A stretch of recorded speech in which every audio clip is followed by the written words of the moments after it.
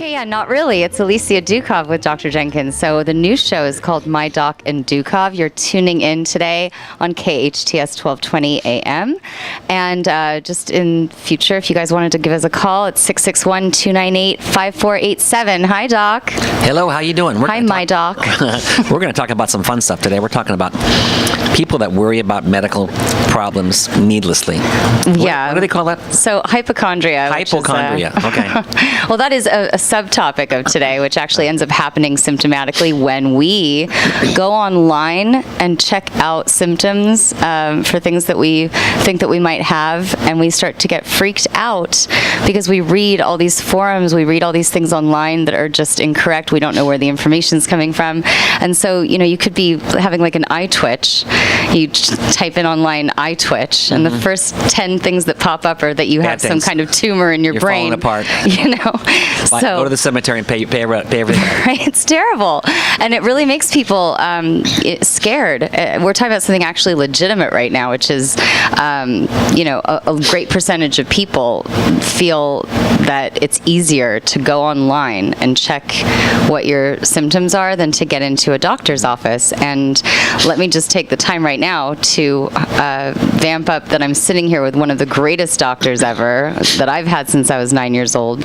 Dr. Jenkins has had, he's been practicing in Santa Clarita for what, 30 years? 20 years, 20-something years. 20-something years, 20 plus.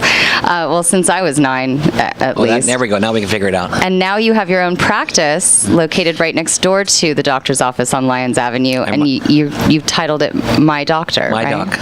It's My Doc. Dr. Jenkins is My Doc. So is there a website people can go on and check you out? It's simple. GregoryJenkinsMD.com. .com. Okay, and then My Doc is the name of the practice, or it's mostly my name, but sometimes we use the My Doc. So people can actually type in My Doc, and it'll come up as you. Okay, so I have to say that Dr. Jenkins is still my doctor, and it's just the most amazing feeling that when I walk into your office. I mean, very rarely do I have to make an appointment. I can walk in. You always make sure that you see everybody. There's not like a crazy wait time, and you're a very personalized kind of doctor. I mean, I feel like it's kind of that old world sort of feeling where, there's like the town general store, there's the town doc, right. And I can go in and you know everything about me. It's a very personalized feeling. I just love that. Oh, so. Good. Yeah, we have most of the people come up with appointments, but we do take walk-ins when we can fit them in. Okay, and it's just great. I mean, it's great that you're so available, and it's great that you're so personal with your patients. I mean, I certainly feel that way. And now my son goes to you. He does. We have his pictures on the website. If you guys go to the website, Gregory Jenkins. Oh, that's right. He is a cute kid. That's my baby boy. My 3-year-old now goes to My Doc. So why I wanted to bring that up just now, not just to market you because you're phenomenal, but also because it's really important in this day and age that we do try to get a general practitioner that we trust and that we continue to go to if we do have anything that we worry about, as opposed to just going straight to the online forums and these, God knows where you're getting all the information when you are reaching for something that's going to make you feel better. You don't know where that information is coming from. So it's actually really kind of scary these days that most people go there as their first place of, what's wrong with me, to find out what the issue is. And in result of it, not only do they freak themselves out, but you could be suppressing, not suppressing, but you could be denying yourself the opportunity to go in and see a medical professional and actually see to something that could be there under the surface that you're not aware of. So we want to get the younger generations aware of the importance of going to see a doctor, is the idea, right? That's a great idea. There's plenty of things online that you can look up your condition, and it gives reasons for it. But a trained professional actually can figure out which way you are, because sometimes people come in with a big list of illnesses, and they think they may have these. But I'll say, well, this one on the top here, you can't have that. And they will say, why not? Because that's only if you're a woman. Yeah. If you're a man, you can have that.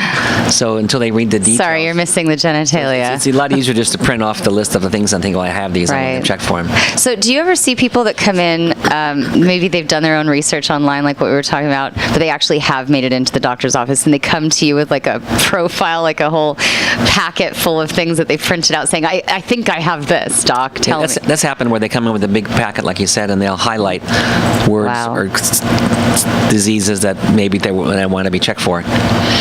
And then oftentimes, are their diagnoses of themselves correct, or are they way off? Oftentimes, it may point us in the direction. Maybe it's a cardiovascular disease. Maybe it's a dermatology disease. Still, we're on the right page, I guess. Okay, so they're in the right vicinity, but at least they do come into the doctor. Yeah. They make it there. Now, how about in your business, in the therapy business? Right, so that would be on the side of the hypochondria that we would be talking about as a subtopic today. What ends up happening when we go online and we do these researches ourselves, I can speak from personal experience, we tend to read the worst case scenarios of whatever symptoms we're writing in that we have. And what ends up happening is those worst case scenarios get into our heads and we go, oh my God, do I have cancer? Do I have meningitis? Do I have hepatitis C? Like all these really terrible,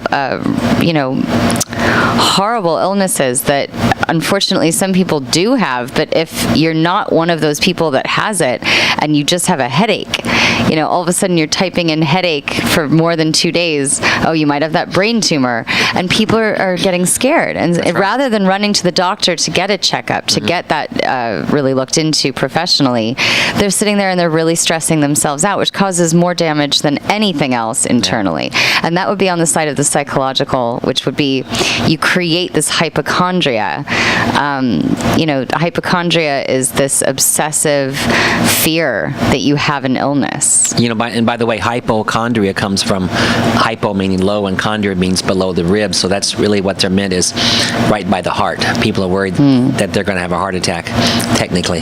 But on your business, do you see more anxiety patients or more depression or what? Yes. Anxiety, I think more than depression. When people are clinically depressed, that's a different ballgame. I mean, yes, there's a lot of depression that exists on levels that may not be deemed as clinical depression. We go through waves, we go through moments. Obviously, if you have depression for really long periods of time, we call that the Eeyore kind of depression. The magazine? Dysthymia. Yeah, dysthymia is the Eeyore depression. It's where you have depression just all the time. You're just really low, like you just can't get out of it. With Eeyore in it, that's different. Well, Eeyore, like from Winnie the Pooh. Yeah. Yeah, because Eeyore was always, hi there, how you doing? I'm okay. It's another rainy day. And I'm not making fun of this at all. That's actually what, it's the short version of what dysthymia is. We just relate it as the Eeyore complex. It's really sad when somebody's in that kind of funk for a very long period of time, and it changes your brain chemistry. You're so depressed, you just can't get out of it for years on end. That is a totally different ballgame.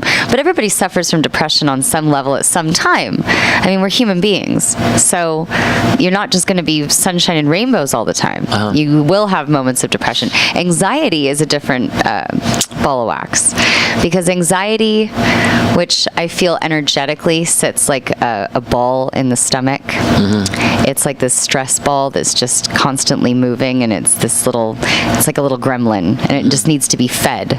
Okay, it's a very insecure little gremlin sitting in your stomach. This is what it feels like energetically if you've ever had anxiety. And what it needs to be fed are your fears.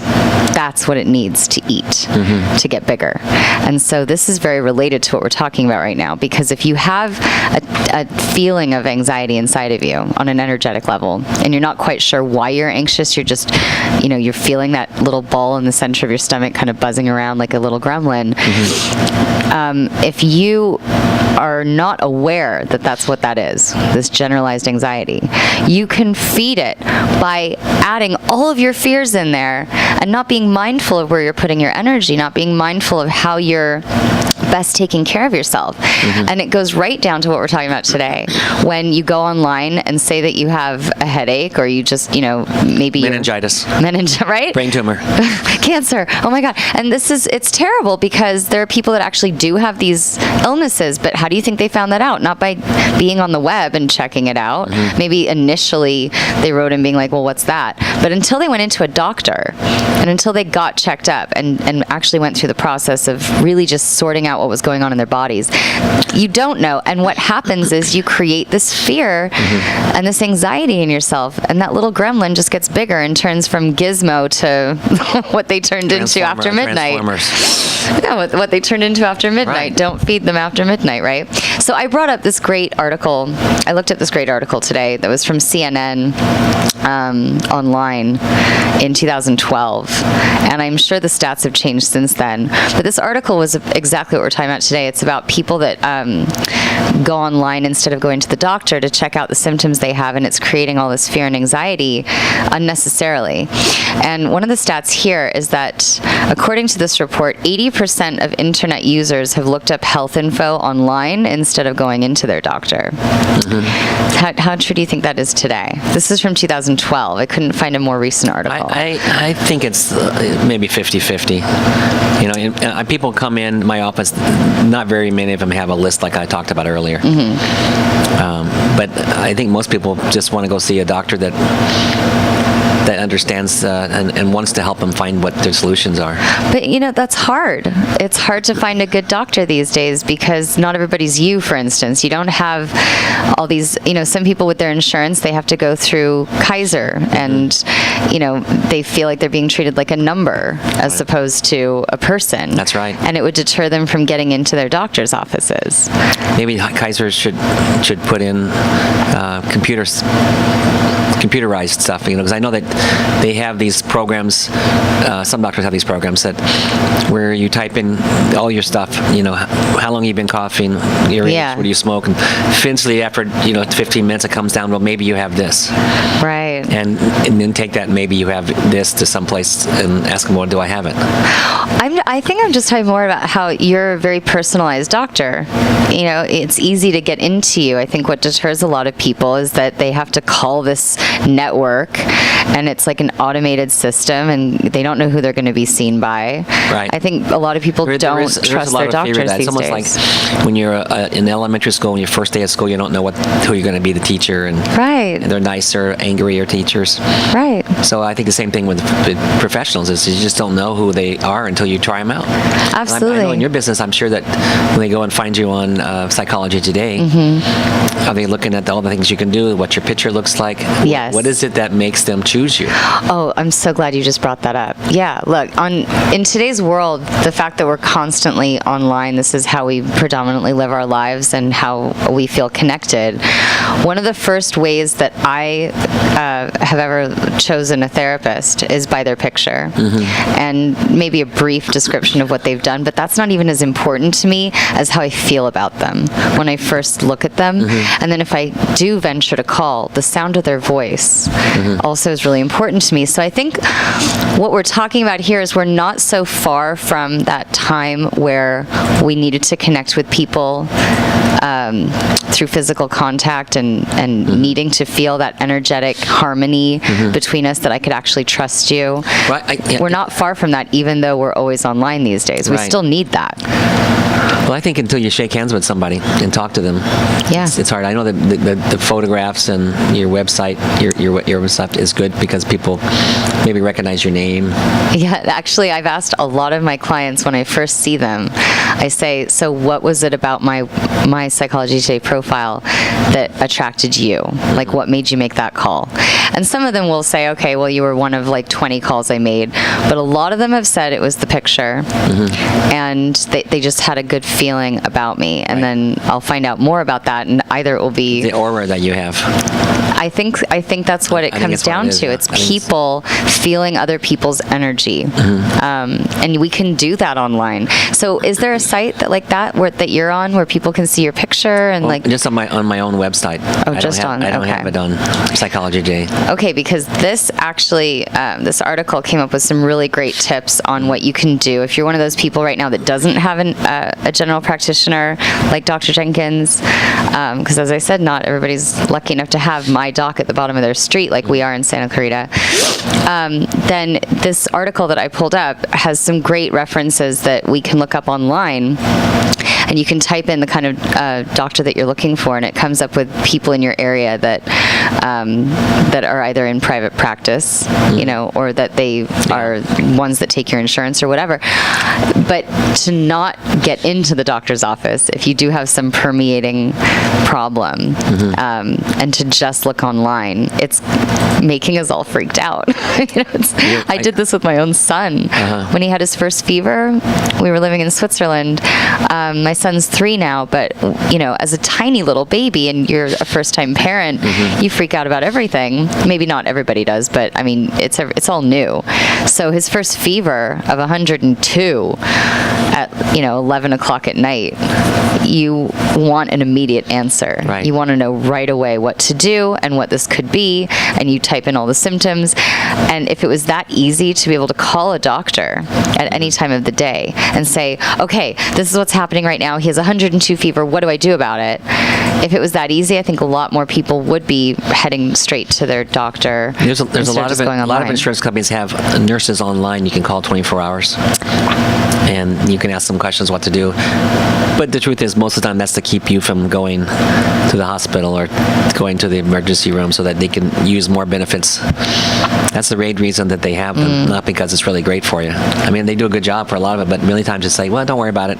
Take some Tylenol, and see me later if you need to be. Now, isn't there a website these days, or a couple of websites that do ask the doc? You just type in a question, some medical There are, professional will be there, but They you're have not them. really sure who they are that are answering. Yeah, you're right. They have them for everything, even for plumbers. Ask the plumber a question, and they have them. I got for some everything. clog. They have them for everything. So, you pay $10, $15, something like that for them to help you with the question. Okay.